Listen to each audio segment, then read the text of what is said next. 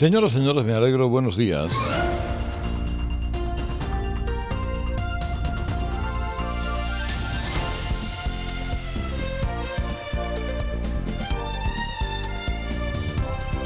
Nos hemos plantado en un viernes 3 de marzo a las 8 de la mañana a las 7 en Canarias.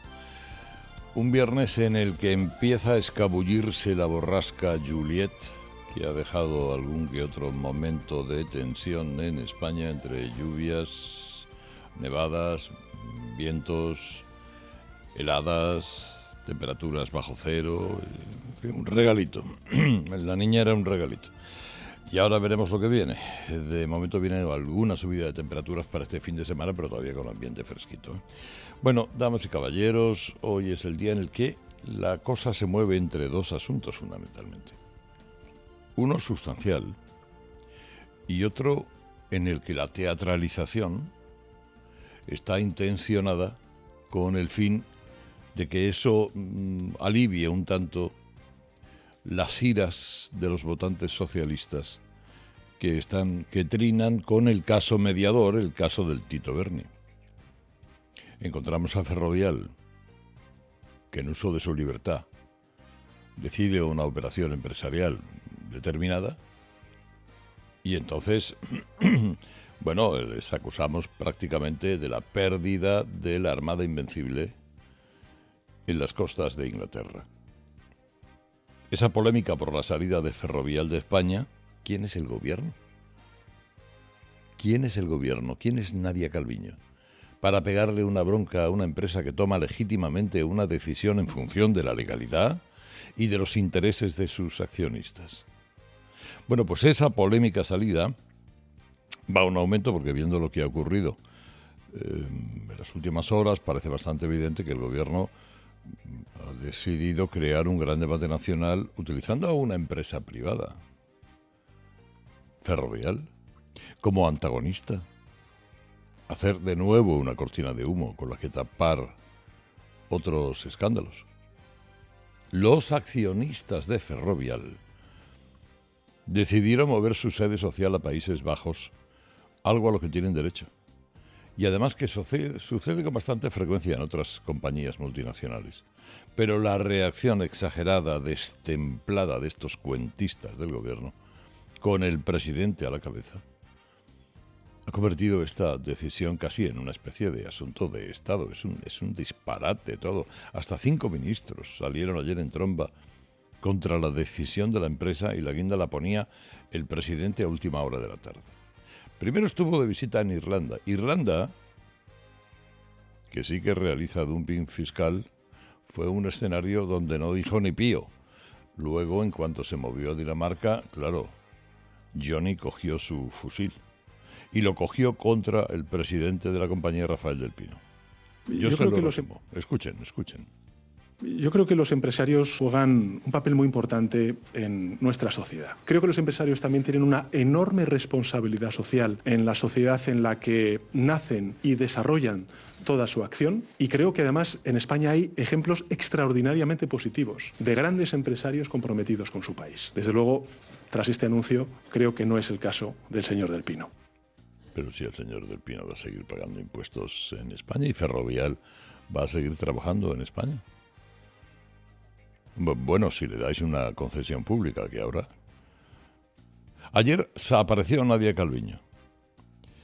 Volvió a insistir que Ferrovial le debe mucho a España, como si Ferrovial no hubiera hecho los trabajos que ganó presentando, por cierto, la mejor opción al concurso.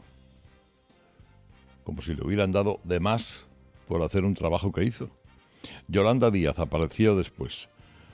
Habló de decisión nefasta, dijo el Ministerio de Economía tiene que tomar medidas para evitar la deslocalización. Pero si es legal, esta todavía no ha visto dónde vive, no sabe en qué continente vive. En la Unión Europea eso es legal. El movimiento de personas y de empresas. Uno se puede instalar donde considere oportuno y más interesante para sus objetivos. Escrivá, el que faltaba, acusó a la empresa de conducirse guiada por la codicia. ¿Por qué codicia? ¿Por la del Tito Berni? Ione Belarra ya directamente dijo que eran antipatriotas. Y algo más. Dijo, y además, menuda empresa pirata que se va a un paraíso fiscal. Pero vamos a ver, ignorante. ¿Países Bajos es un paraíso fiscal? En Países Bajos se pagan tantos impuestos como en España. Otra cosa es lo que pasa con los dividendos de las empresas. Pero las empresas pagan más o menos un impuesto de sociedades similar, un poquito más bajo, pero similar. Un paraíso fiscal, dice la ignorante.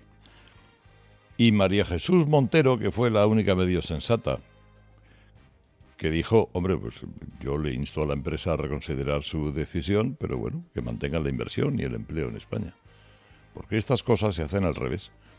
Cuando tú te enteras, que además de esto se enteraron tarde, le dices a la empresa, hombre, no te vayas, quédate, yo te ayudo, vamos a intentar, pero salir así a las bravas. ¿Pero quién eres tú, Nadia Calviño?